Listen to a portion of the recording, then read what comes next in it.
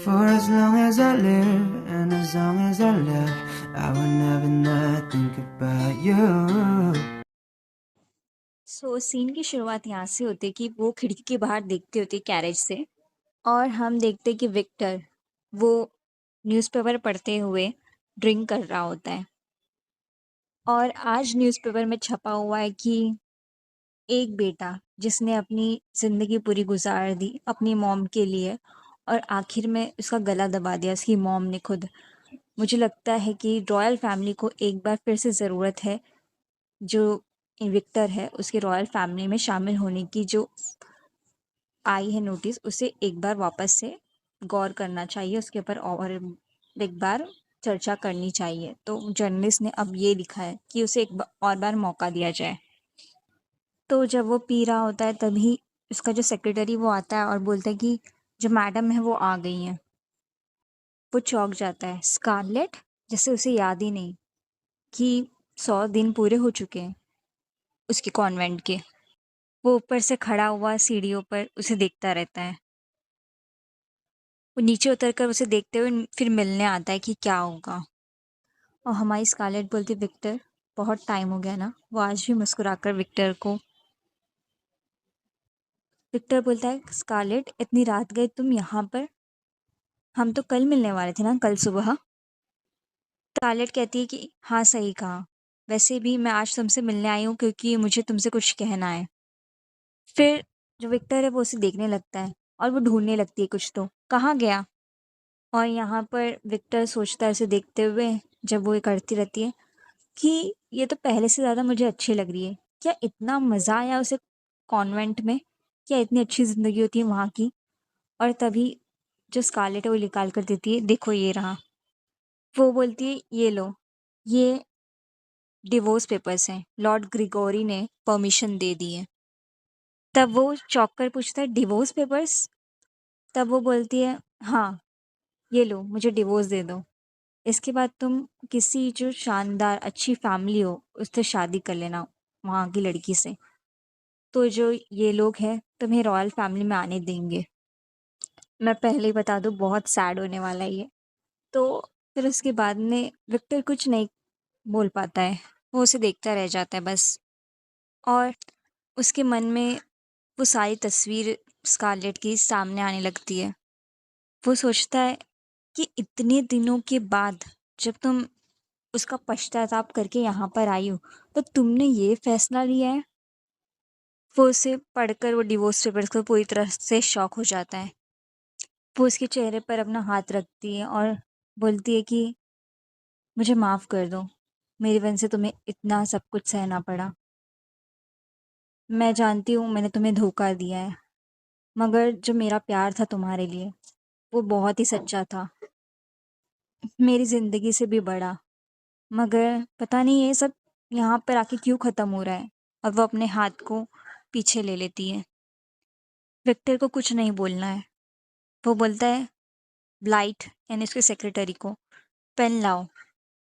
वो उसे सलाह देता है कि मास्टर प्लीज़ एक बार सोच लीजिए ये सब करने से पहले। वो बोलता है, सब ठीक है। और वो डिवोर्स पेपर पर साइन करने लगता है।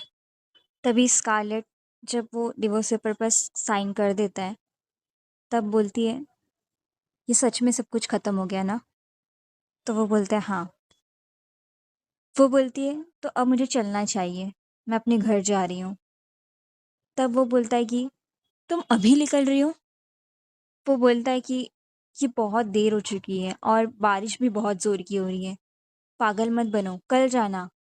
पर स्कारलेट पूरी तरह से उदास हो चुकी है। उसे नहीं पता था कि वो बिना कुछ पूछे या समझे साइन कर देगा। वो उदास है, इसलिए वो निकलना चाहती है बस विक्टर के सामने से। वो बोलती है, ठीक है, वैसे भी एक ट्रेन है आ रही, बस मुझे स्टेशन तक चलकर जाना है।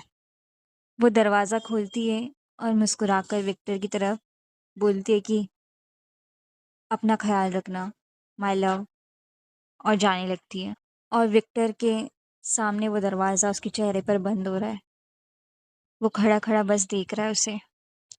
वो जा चुकी है, दरवाज़ा बंद हो चुका है और विक्टर वहीं खड़ा है। उसका सेक्रेटरी बोलता है, क्या मैं मैडम को वापस लेकर आऊँ? तो क्या पता आप मुझसे कुछ बात कर पाए। पर है कि पर वो बोलता है नहीं, सब ठीक है, और चला जाता है वहाँ से। विक्टर जाता हुआ सोचता है कि मुझे ड्रिंक नहीं करनी चाहिए थी, मुझे अपने होश में उससे मिलना चाहिए था। वो उस पल को रिग्रेट करने लगता है। देखते आगे क्या होता है। तो स्कारलेट घर से बाहर निकल आई है और वो दरवाजे पर खड़ी हुई है। उसे अफसोस हो रहा है और वो सोचती है कि हमारा अंत डिवोर्स पर हुआ।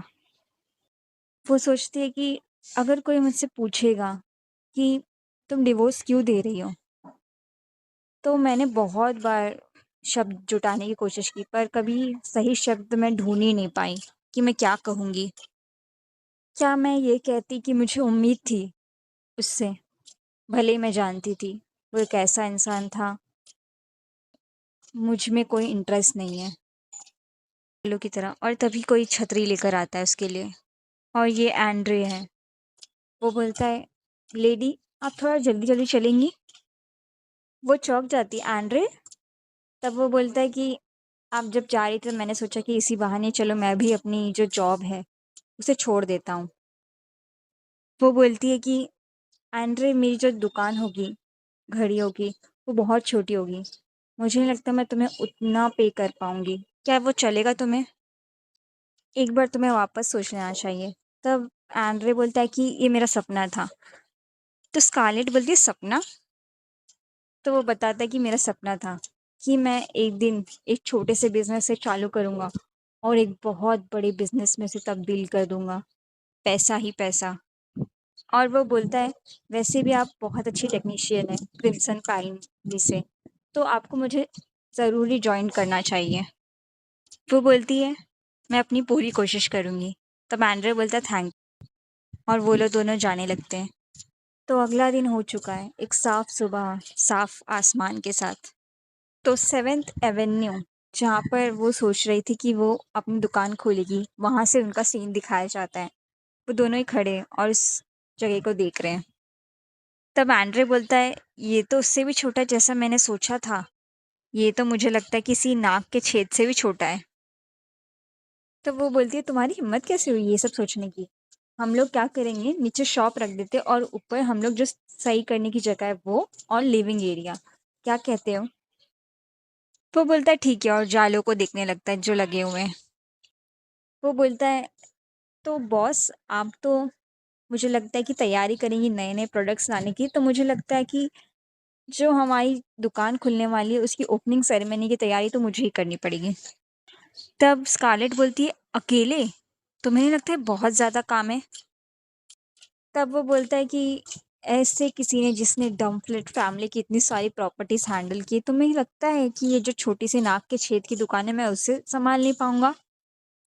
तब वो बोलती है, ठीक है, मैं राह देखूंगी, और वो अपना काम में लग जाता है। तब वो बोलता है कि अगर तुम्हें बिजनेस चालू करना है इस तरह का, तो तुम्हें रोज़ या हमेशा नई नई वॉचेस, जो घड़ियाँ, वो तुम्हें लानी पड़ेगी। तो मुझे लगता है जब तक ये दुकान खुलती नहीं, तुम्हें जो अपना रिसर्च रिसर्च प्रोजेक्ट है उस पर ध्यान ज़्यादा देना चाहिए। और हाँ, अपने बॉडी और अपने माइंड दोनों का ख्याल भी रखना सीख लो। वो सोचती है, ये कितनी अच्छी बातें करता है, चलो इसे कुछ तो फिक्र है। मैंने ठीक किया, मैं एंड्रे के साथ आ गई। अब वो उसे बोलती है कि ठीक है, मैं पूरी कोशिश करूँगी एंड्रे। अगर हम लोग जो घड़ी है उसे बनने का और जो दुकान है उससे उसका टाइम देखे, पूरी तरह से तैयार होने का, तो मुझे लगता है ओपनिंग डेट ऑटम के मौसम के दौरान होनी चाहिए। और हम लोग देखते हैं कि पतझड़ का मौसम आ चुका है और दुकान की तैयारी शुरू है। तब आजू बाजू के दुकान वाले बोलते कि यहाँ पे तो तैयारी बहुत टाइम से हो रही है, क्या लग रहा है, क्या होने वाला है? जो शॉप के ओनर है वो लोग तो अब तक बाहर आके मिले ही नहीं है हमसे। क्या लगता है हमें जाकर उन्हें पूछना चाहिए और हेलो बोलना चाहिए? वो लोग तय करते कि तुम जाओ। तब वो बोलती, मैं? तब दूसरी एक औरत बोलती है कि मैंने सुना है कि जो यहाँ पे ओनर है वो तुम्हारी उम्र की है। वो बोलती है, ये लो बेकरी से कुछ ब्रेड लेकर जाओ ताज़े उनके लिए, और देख कर आओ वो कैसी है। उसे डर लगने लगता है कहीं वो कोई विलन टाइप हुई तो। कि मैं आस पड़ोस वालों से बात नहीं करती। तब वो पूछते हुए जाती है, एक्सक्यूज़ मी। और वो सोचती है कि देखकर स्कारलेट को, ये मुझे लग रही है कि यहाँ की ओनर है। क्या ये मुझे भगा देंगी क्योंकि मैं थोड़ी आम आदमी हूँ? वो बोलती, हेलो, मैं बेकरी से हूँ, जो यहाँ पर आपके दुकान के सामने है। तब स्कारलेट पीछे पलटती है तो वो बोलती, अरे वाह, ये तो कितनी सुंदर है। वो इसे देखकर शॉक हो जाती है। तब स्कारलेट आके उससे मिलती है। हेलो, आपसे मिलकर खुशी हुई। जानना चाहती थी कि ये किस तरह की शॉप है। मेरा नाम लिव एलिक है और मैं यहाँ बेकरी में काम करती हूँ। वो सोचती है अगर इसने मेरी जो ब्रेड है उसे ठुकरा दिया तो। लेकिन स्कारलेट वो ब्रेड ले लेती है और बोलती है कि अभी थोड़ा दुकान में मेस है, अगली बार आना, मैं तुम्हें ज़रूर कॉफ़ी पिलाऊंगी। वो बोलती है, स्कारलेट, मैं स्कारलेट डम ओ सॉरी, मैं स्कारलेट क्रिम्सन हूँ। तब ये लड़की सोचने लगती है कि डम्फ्लेट बोलने जा रही थी ना ये, कहीं ये। तब वो उससे पूछ ही लेती है कि आप कहीं डम्फ्लेट की। तब वो मुंडी हिलाते हुए अपनी बताती, हाँ हाँ। वो सुनकर शॉक हो जाती है, सच में? तब स्कारलेट बोलती कि मैं सोच ही रही थी आप लोगों से मिलने का, मगर मैंने सोचा कि मैं क्यों आपको तकलीफ दूँ। आने के लिए शुक्रिया लिव। उसकी स्माइल देखकर वो सोचती है कि अरे, ये तो ऐसा लग रहा है कि कोई आसमान से उतरी हुई परी की मुस्कुराहट है। मुझे नहीं लगता मैंने किसी की मुस्कुराहट इतनी अच्छी देखी है, वो भी बड़े जो घरानों की है उनकी। वो सोचती है कि मुझे तो लगा था ये थोड़ी अजीब सी होगी, मगर ये तो अच्छी हैं। और स्कारलेट उन्हें पूछती है, क्या मैं आपकी तरह से कभी ब्रेड खरीद सकती है? तो वो बोलती है, हाँ हाँ, क्यों नहीं। और वो अपनी दुकान में वापस आ गई है और बोलती है, मैं आ गई हूँ, और उसकी चेहरे पर मुस्कान है। सब उससे पूछने लगते हैं, क्या हुआ, उन्होंने हमारा ब्रेड लिया? तो दूसरा आदमी पूछने लगता है कि क्या हुआ, तुम अजीब सी लग रही हो, कहीं तुमने कुछ और तो नहीं सुन लिया? तब दोनों आंटी जो हैं वो आती हैं और बोलती है कि क्या हुआ, क्या हुआ? तब वो बताती है कि वो बहुत ही सुंदर है और वो बहुत अच्छा मुस्कुराती भी है। वो स्कारलेट क्रिम्सन है, यानी कि जो विक्टर डम्फ्लेट है उसकी जो पहली वाली बीवी।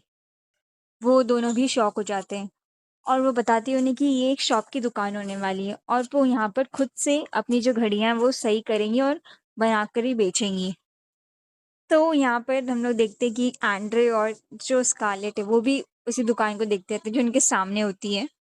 एंड्रे बोलता है, आज तो सामने वाली दुकान में बहुत, मुझे लगता है कि लोग आए हैं। तब वो बोलती है कि मुझे लगता है वो लोग एक अच्छे परिवार की तरह रहते होंगे। एंड्रे बोलता है कि कल तो तुम बहुत ज़्यादा बिजी होने वाली हो क्योंकि शॉप कल खुलने वाली है। यहाँ पर स्कारलेट आसमान को देखते हुए सोचती है कि मुझे लगा सब कुछ ख़त्म हो जाएगा जब मैं जिससे प्यार करती हूँ उसे छोड़ दिया, मगर ये सब कुछ उतना भी बुरा नहीं है, ये तो उससे भी ज़्यादा अच्छा लग रहा है जितना मैंने सोचा था। और हम लोग देखते हैं यहाँ पर जो विक्टर है वो अभी भी खुद से सवाल में लगा हुआ है, स्कारलेट, मैंने तुम्हारे साथ क्या गलत किया था आखिर? मैंने जो तुम्हारे लिए एक सुंदर सा कमरा बनाया, इतने अच्छे अच्छे कपड़े, गहने और इतना स्वादिष्ट खाना, अगर तुम्हें कुछ और चाहिए था तो मैं वो भी दे देता। वैसे भी क्या फ़र्क पड़ता है, और चाहे वो कुछ भी होता, क्योंकि मुझे तुम्हारा हंसता हुआ चेहरा देखना बहुत पसंद था। मगर फिर मगर तुम्हारी जो ये हंसी है उसने उस सब पे पानी फेर दिया जो मैंने सोचा था, जो मेरे पास था। और और कितने बोल्डली तुमने मुझसे डिवोर्स पेपर पर साइन करने के लिए कह दिया, और अंत तक मैं खुद को रोक नहीं पाया और मैंने तुम्हें वो दे दिया जो तुम चाहती थी, हमेशा की तरह। तभी कोई अंदर आ जाता है और बोलता है, यंग मास्टर। वो बोलता हुआ आता है कि जो आपके एस्टेट मैनेजर यानी प्रॉपर्टी देखने वाले, उन्होंने ये आपको दिया है आपके बर्थडे गिफ्ट के तौर पर। वो लेकर आने लगता है उसके लिए। तब वो देखता है और बोलता है कि एक फ्लावर का बुके?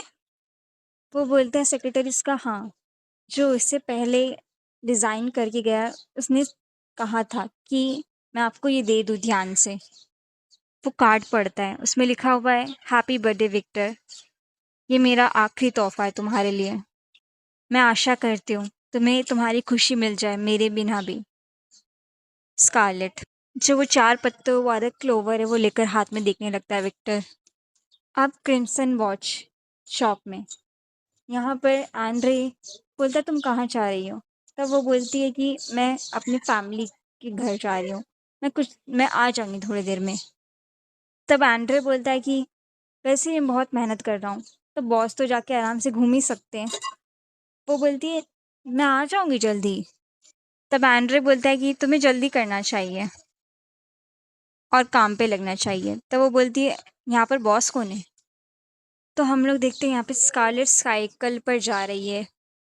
तब यहाँ पर स्कारलेट सोचती है कि जानबूझकर मैंने अपने घर के जो पास है वहीं पर ये दुकान ली, क्योंकि मेरे पास एक बीमार फैमिली मेम्बर है, उसका भाई, जो उसका इंतज़ार कर रहा है।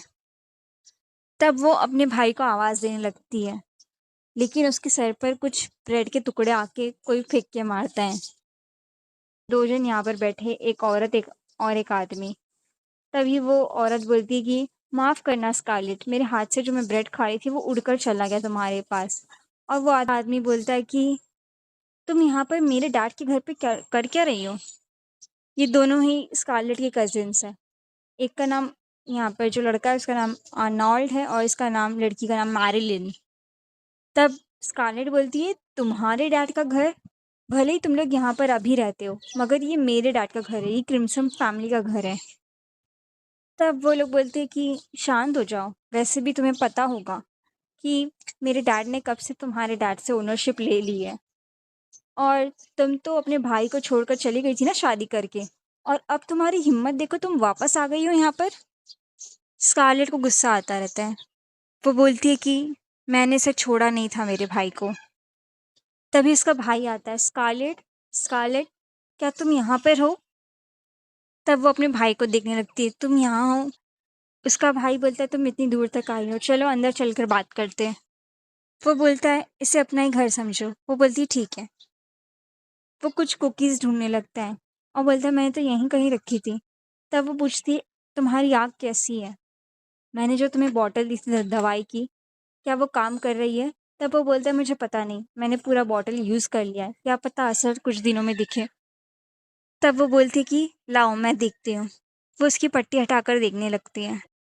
वो शॉक हो जाती है और बोलती है कि अब तक ये ठीक नहीं हुई है। क्या जो मैं वो दवाई लाई थी वो भी काफ़ी नहीं है मेरे भाई की आँखों को ठीक करने के लिए?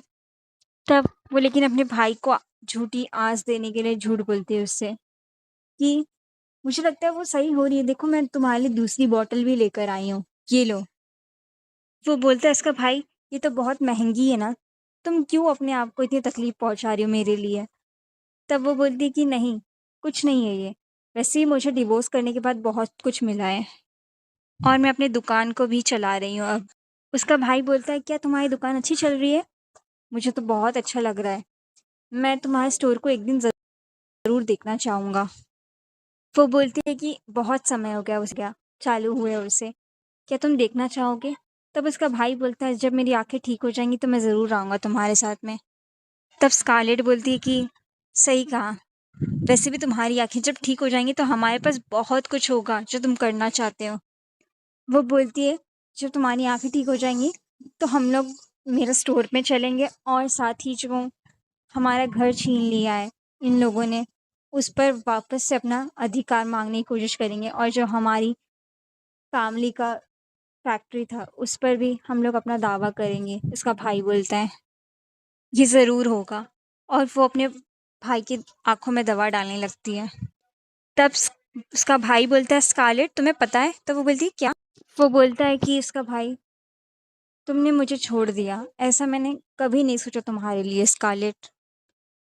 तब वो सोचती है अच्छा तो तुम सुन रहे थे। तब स्कारलेट बोलती है हाँ। तब उसका भाई बोलता है झूठ मत कहो, उनकी बातें तुम्हें चोट पहुंचाती हैं। तुमने मुझे छोड़ दिया स्कारलेट, मैंने ऐसा कभी नहीं सोचा। उसका भाई सोचने लगता है मुझे याद है वो दिन जब अंकल ने तुम पर हाथ उठाया, बस इसलिए क्योंकि मैं उनके खिलाफ खड़ा हुआ। स्कारलेट अपने भाई का हाथ लेकर देख रही है। तुम्हारे हाथ सूज गए हैं, क्या तुम ठीक हो? तब उसका भाई बोलता है मैं ठीक हूँ, तुम्हें चोट लगी है, तुम्हें मारा गया है। मैं सोचता हूँ कि तुम्हें बहुत दर्द होता होगा। तब वो बोलती है, नहीं ये तो ना हमारे बीच सीक्रेट है, अंकल और मेरे बीच में। वो जब मुझे मारते ना मुझे बिल्कुल दर्द नहीं होता मेरे भाई। उसका भाई ये सब सुनकर रोने लगता है। वो बोलता है मुझे माफ़ कर दो। वो सोचता है कि इस जो जहन्नुम से भरी हमारी ज़िंदगी है, मैं वादा करता हूँ, मैं सब कुछ सहूँगा, बस तुम्हें प्रोटेक्ट करने के लिए स्कारलेट। और वो लोग दोनों एक-दूसरे से माफ़ी माँगने लगते हैं और रोने लगते हैं। और आज का दिन, वो बोलता है कि मन में, इसलिए मैं आगे की तरफ बढ़ूँगा और मैं आगे देखना चाहता हूँ अब। और सीन शिफ्ट होता है विक्टर पर। विक्टर जो कि आया हुआ है कहीं पर तो देखते हैं आखिर ये माजरा क्या है। यहाँ पर इनका ये सीन बनाया गया है, बहुत ही सुंदर बनाया गया। यहाँ पर जो बैठी स्कारलेट बैठी हुई, वो चौंक जाती है उसे देखकर, जाती है, बोलती है विक्टर। विक्टर उसे देख रहा है और उसके ऊपर गन रख देता है। वो उसके सर पर गन रखे हुए हैं और बोलता है गुड बाय स्कारलेट।